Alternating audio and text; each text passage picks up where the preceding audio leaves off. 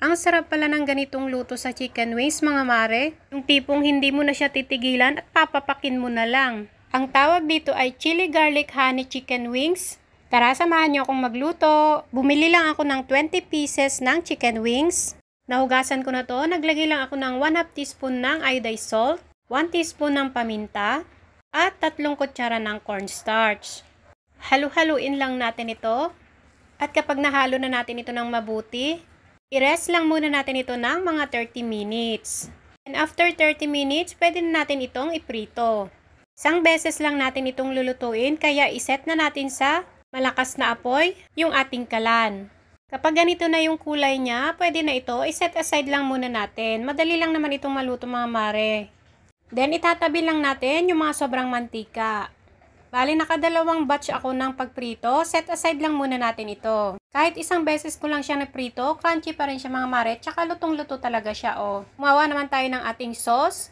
Maglagay lang tayo dito ng 1/2 cup ng tubig, 2 calamansi juice, 1 teaspoon ng magic sarap, 1/2 teaspoon ng liquid seasoning, 1/2 cup ng ketchup. Tamis anghang itong ginamit ko.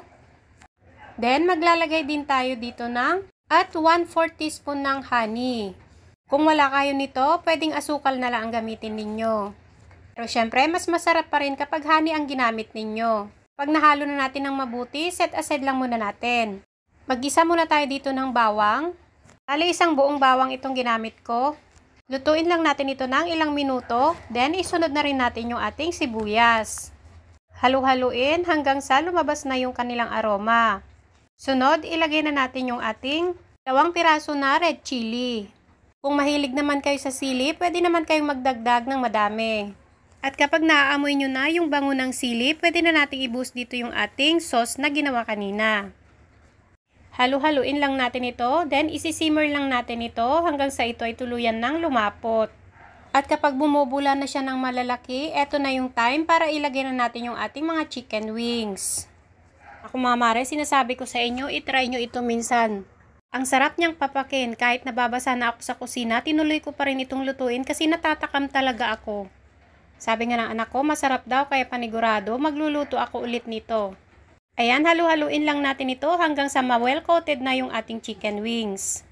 At kung nagustuhan ninyo ang ating ulam recipe ngayon, pwede pong pa-like and share din, mag-comment po kayo sa baba kung taga saan kayo, para ma-shoutout ko po kayo sa susunod ng ating video.